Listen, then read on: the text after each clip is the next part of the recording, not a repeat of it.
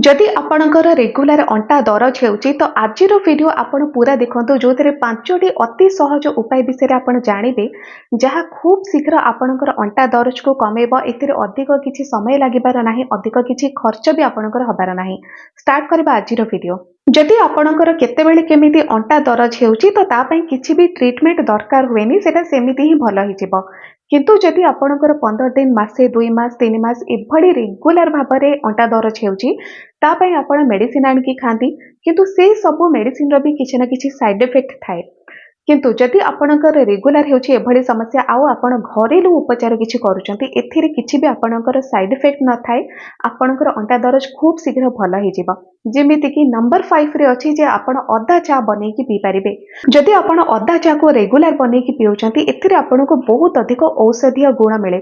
आउ ए जो औषधीय गुण रहिछि एटा ही आपणकर अंटा दरज को खूब शीघ्र कमाई दिए। अंटा दरज सहित जदि आपणकर आंठू दरज करूची आंठू फुलुची पाद गंठी ए सब फुलिकी दरज करूची तो से सब दरज को भी कमाई दबा अदा।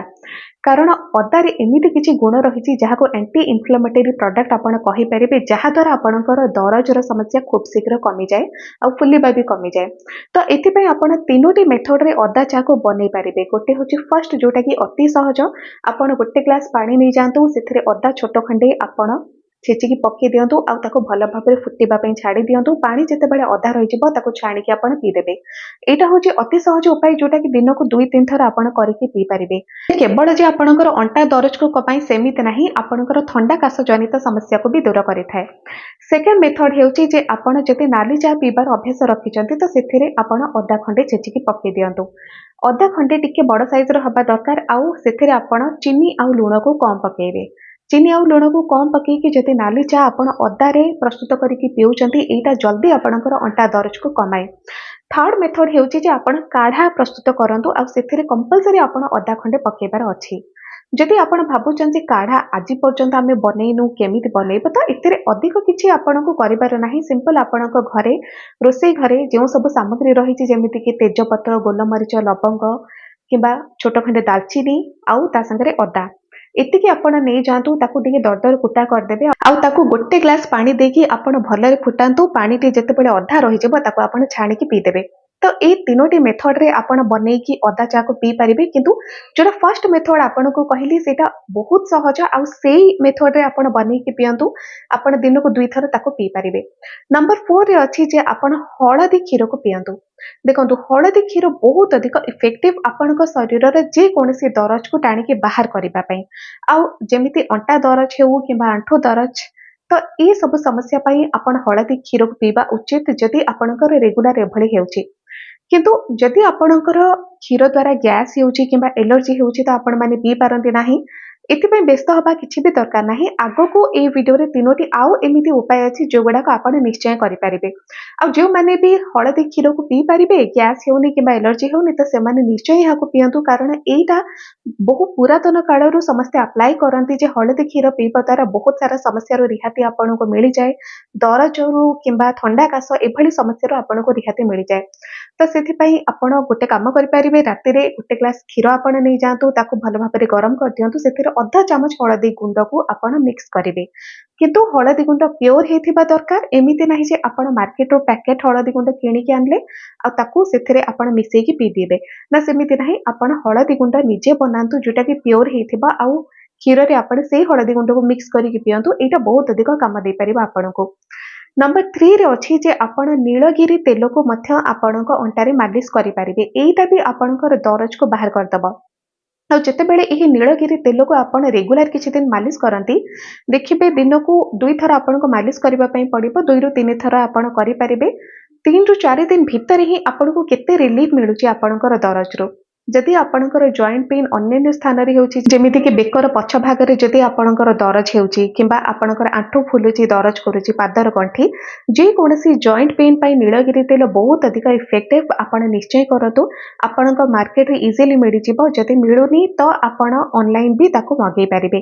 अधिक किछि प्राइस भी नुह तारो आउ ଏଇ ବଟଲ ଗୋଟେ ଆପଣ କିଣନ୍ତୁ ନୀଳଗିରି ତେଲର, ଦେଖିବେ ମାସେ 2 ମାସ ଏଇଟା ଆପଣଙ୍କର ଚାଲିଯିବ। କେବଳ ଅଣ୍ଟାରେ ଆପଣଙ୍କୁ 2-3 ଟୋପା ପକେଇକି ହିଁ ମାଲିସ କରିବାର ଅଛି।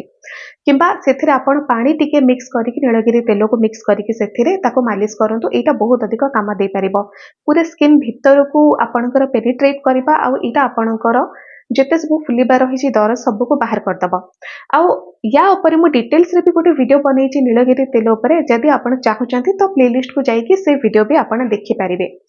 ନମ୍ବର 2ରେ ଅଛି ଗୋଟେ ଏମିତି ଇଫେକ୍ଟିଭ ଉପାୟ ଯୋଉଟାକି ଆପଣ ନିଶ୍ଚୟ କରିବା ଉଚିତ।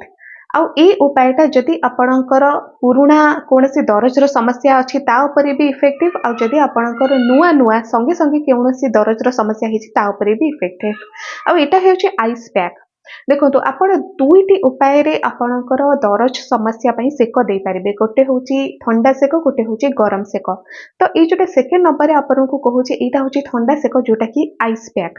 ଏଇଟା ଯଦି ଆପଣଙ୍କର ପୁରୁଣା ଦରଜ ଅଛି ତା ଉପରେ ବି ଇଫେକ୍ଟିଭ, ଯଦି ନୂଆ କିଛି ଆପଣଙ୍କର ଦରଜ ହେଇଛି ଏବେ 2-4 ଦିନ ଭିତରେ ତ ସେଟା ତା ପାଇଁ ବି ଇଫେକ୍ଟିଭ। କିନ୍ତୁ ଯେଉଁମାନଙ୍କର ନୂଆ ଦରଜ ହେଇଥାଏ 2-4 ଦିନର ଦରଜ ତ ତା ଉପରେ ଅଧିକ ଇଫେକ୍ଟିଭ ଏଇ ଆଇସ୍ ପ୍ୟାକ୍ର। ଆଉ ଯଦି ଆପଣଙ୍କର ନୂଆ ଏଇ 2-4 ଦିନ ହବ ଦରଜ ହେଇଛି ତ ତା ଉପରେ ଅଧିକ ଇଫେକ୍ଟିଭ ଏହି ଆଇସ୍ ପ୍ୟାକ୍ଟା। ତ ସେଥିପାଇଁ ଯଦି ଆପଣଙ୍କର ଏଇ କିଛି ଦିନ ହବ ହିଁ ଦରଜର ସମସ୍ୟା ଅଧିକ ବଢ଼ିଯାଇଛି ଆପଣ ଆଇସ୍ ପ୍ୟାକ୍କୁ ପ୍ରୟୋଗ କରିପାରିବେ। ଏଥିରେ ଆପଣ ଗୋଟେ ସୂତା କପଡ଼ା ନେଇଯିବେ, କିଛି ଆଇସ୍ କ୍ୟୁବ୍ ଆପଣ ସେଥିରେ ଭର୍ତ୍ତି କରିଦିଅନ୍ତୁ ଆଉ ତାକୁ ଆପଣଙ୍କର ଅଣ୍ଟାରେ ଆପଣ ସେକ ଦିଅନ୍ତୁ। ସିମ୍ପଲ ଯେମିତି ଆପଣଙ୍କର ଗୋଟେ ପୁଟଳା କରିଦେଲେ ଆଇସ୍ ପ୍ୟାକ୍ର ତାକୁ ଆପଣଙ୍କର ଅଣ୍ଟାରେ ଆପଣ ସେକ ଦେଇପାରିବେ। କେବଳ ତାକୁ ରଖିବାର ଅଛି 10ରୁ 15 ମିନିଟ୍ ପର୍ଯ୍ୟନ୍ତ ଆପଣ ଆଇସ୍ ପ୍ୟାକ୍କୁ ସେଠି ଆପ୍ଲାଏ କରନ୍ତୁ।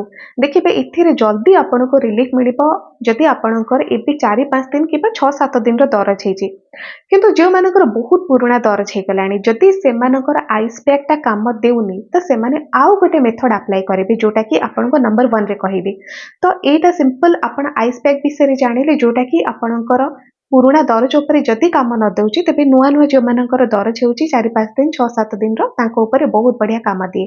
ଆଉ ଏଇଟା ଆପଣ ଦିନକୁ 2ରୁ 3 ଥର 4 ଥର ବି କରିପାରିବେ। ଏଥିରେ କୌଣସି ପ୍ରକାର ସାଇଡ୍ ଇଫେକ୍ଟ ଆପଣଙ୍କୁ ମିଳେନି। ଏବେ ସମୟ ଆସୁଛି ନମ୍ବର 1ର। ନମ୍ବର 1ରେ ଅଛି ଗରମ ସେକ। ଦେଖନ୍ତୁ ଗରମ ସେକଟା ଆପଣଙ୍କର ଯେତେ ପୁରୁଣା ଅଛି ଦରଜର ସମସ୍ୟା ସେଥିରେ ବହୁତ ଅଧିକ ଇଫେକ୍ଟିଭ। ଆଉ ଏଇ ଯୋଉ ଗରମ ସେକଟା ଆପଣ ଦିନକୁ 3ରୁ 4 ଥର ଦେଇପାରିବେ ଆଉ ବହୁତ ସମୟ ପର୍ଯ୍ୟନ୍ତ ଅର୍ଥାତ୍ 10ରୁ 15 ମିନିଟ୍ ପର୍ଯ୍ୟନ୍ତ ଦିଅନ୍ତୁ, କିନ୍ତୁ ମାସେ 2 ମାସ 3 ମାସ ପର୍ଯ୍ୟନ୍ତ ତାକୁ ଆପଣ ରେଗୁଲାର କରିପାରିବେ। ଆଉ ଯେତେବେଳେ ଏହାକୁ ଆପଣ ରେଗୁଲାର କରନ୍ତି ଦେଖିବେ ପୁରା ଭିତରୁ ଆପଣଙ୍କର ଦରଜଟା କମି ଯାଉଛି। ଆପଣଙ୍କୁ ବହୁତ ସମୟ ପର୍ଯ୍ୟନ୍ତ ରିଲିଫ୍ ମିଳିବ। ଯଦି ମାସେ ଆପଣ ଏହାକୁ କଣ୍ଟିନ୍ୟୁ କରୁଛନ୍ତି ତାପରେ ଆଉ 2-3 ମାସ ପର୍ଯ୍ୟନ୍ତ ଆପଣଙ୍କର ଦରଜ ହବ ହିଁ ନାହିଁ। ତ ସେଥିପାଇଁ ଏହି ଗରମ ସେକଟା ବହୁତ ଅଧିକ ଇଫେକ୍ଟିଭ। ଆଉ ଗରମ ସେକ ପାଇଁ ଆପଣ କ'ଣ କରିବେ? ଦେଖନ୍ତୁ ଅଣ୍ଟାରେ ଯଦି ଆପଣଙ୍କର ଅନ୍ୟାନ୍ୟ କୌଣସି ଜଏଣ୍ଟ ପେନ୍ ହୁଏ ତ ସେଇଟା ସହଜ ହୁଏ ଟିକେ ସେକ କିଛି ଦବା ପାଇଁ, କିନ୍ତୁ ଅଣ୍ଟାରେ ଯେହେତୁ ଆମର ବ୍ୟାକ୍ ସାଇଡ୍ରେ ରହୁଛି ତ ସେଇଟା ଟିକେ କଷ୍ଟ ହୁଏ ଆମେ ନିଜେ କରିବା ପାଇଁ। ଆଉ ଫ୍ୟାମିଲି ମେମ୍ବର କିଏ କେତେବେଳେ ଥାନ୍ତି ନଥାନ୍ତି ଟାଇମ୍ ନାହିଁ ତ ସେମାନେ ଦେଇପାରନ୍ତି ନାହିଁ। ଏଇଟା ଆପଣ କେତୋଟି ମେଥଡ଼ରେ କରିପାରିବେ। ଯେମିତି ଆପଣଙ୍କ ପାଖରେ ଯଦି ହଟ୍ ପ୍ୟାଡ୍ ଅଛି, ହଟ୍ ପ୍ୟାଡ୍ରେ ଆପଣ ଗରମ ପାଣି ପୁରେଇ ଦେଲେ ସେଟାକୁ ନେଇକି ଆପଣଙ୍କର ବ୍ୟାକ୍ ସାଇଡ୍ରେ ଆପଣ ରଖିଦିଅନ୍ତୁ। ତ ଏଇଟା ଗୋଟେ ସିମ୍ପଲ ମେଥଡ଼। କିନ୍ତୁ ସମସ୍ତଙ୍କ ପାଖରେ ହଟ୍ ପ୍ୟାଡ୍ ନଥାଏ ତ ସେମାନେ କ'ଣ କରିବେ? ଆପଣ ଗୋଟେ ପ୍ଲାଷ୍ଟିକର ବଟଲ ନେଇଯାଆନ୍ତୁ। ପ୍ଲାଷ୍ଟିକର ବଟଲରେ ଆପଣ ଗରମ ପାଣି ଭର୍ତ୍ତି କରନ୍ତୁ। ଫୁଟୁଥିବା ପାଣି ଭର୍ତ୍ତି କରିବେ, ନଚେତ୍ ବଟଲଟି ଆପଣଙ୍କର ତରଳି ଯିବ ଆଉ ସେତିକି ହିଁ ଗରମ ପାଣି ଆପଣ ଭର୍ତ୍ତି କରିବେ ଯୋଉଟାକି ଆପଣଙ୍କର ସ୍କିନ୍କୁ ଗରମ ଲାଗିବ କିନ୍ତୁ କିଛି କ୍ଷତି ଆପଣଙ୍କ ସ୍କିନ୍ର ହବନି। ସେତିକି ହିଁ ଗରମ ଆପଣ ସେଥିରେ ଭର୍ତ୍ତି କରିବେ। ତ ଗରମ ପାଣି ଆପଣ ବଟଲରେ ଭର୍ତ୍ତି କରିଦେଲେ ତାପରେ ଏମିତି ଗୋଟିଏ ସ୍ଥାନରେ ଆପଣ ବସନ୍ତୁ ଯୋଉଟାକି ଆପଣ ବଟଲକୁ ଆପଣଙ୍କର ଅଣ୍ଟା ପାଖରେ ରଖିପାରିବେ ଆଉ ଆପଣଙ୍କୁ କମ୍ଫର୍ଟ ଲାଗିବ। ତ ଏମିତି କିଛି ସ୍ଥାନ ଆପଣଙ୍କୁ ବାଛିବାକୁ ପଡ଼ିବ। ଆପଣଙ୍କ ଅଣ୍ଟା ପାଖରେ ବଟଲ ରହିଲା ଆଉ ଆପଣଙ୍କୁ କମ୍ଫର୍ଟ ବି ଲାଗିବ, ପ୍ଲସ୍ ଯେଉଁ ଗରମ ସେକଟା ଆପଣଙ୍କ ଅଣ୍ଟା ପାଇବା କଥା ସେଟା ବି ପାଇଯିବ।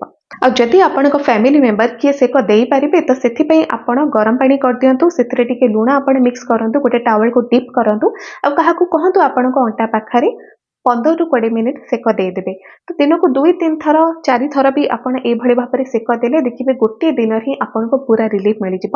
ଆଉ ଏଇଟା ଡେଲି କିଛି ଦିନ ଆପଣ କରନ୍ତୁ, ଦେଖିବେ ଆପଣଙ୍କର ଅଣ୍ଟା ଦରଜ ତ କମିବ ପ୍ଲସ୍ ଆହୁରି ବହୁତ ଦିନ ପର୍ଯ୍ୟନ୍ତ ଆପଣଙ୍କର ଏ ସମସ୍ୟା ଆଉ ରିପିଟ୍ ହିଁ କରିବନି।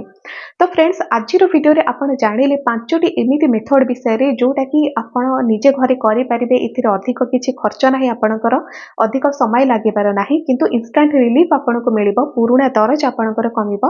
ପ୍ଲସ୍ ଆପଣ ଏଥିରୁ ଯେକୌଣସି ଗୋଟେକୁ ରେଗୁଲାର ଫଲୋ କରିପାରିବେ ଯୋଉଟା ଆପଣଙ୍କ ବଡିକୁ ସୁଟ୍ କରୁଛି। ଆପଣ ଦେଖନ୍ତୁ ଯେ ଆପଣଙ୍କ ବଡିକୁ କୋଉଟା ସୁଟ୍ କରୁଛି। ତ ସେଇଟାକୁ ଆପଣ ରେଗୁଲାର କରନ୍ତୁ। ଦେଖିବେ ନିଶ୍ଚୟ ଆପଣଙ୍କୁ ବହୁତ ସାରା ବେନିଫିଟ୍ ମିଳିବ। ଆଜିର ଭିଡ଼ିଓ ଯଦି ଆପଣଙ୍କୁ ଭଲ ଲାଗିଲା ଚ୍ୟାନେଲକୁ ସବସ୍କ୍ରାଇବ କରନ୍ତୁ, ଭିଡ଼ିଓକୁ ଲାଇକ୍ କରନ୍ତୁ, ସେୟାର କରନ୍ତୁ। ଆଜି ପାଇଁ ଏତିକି।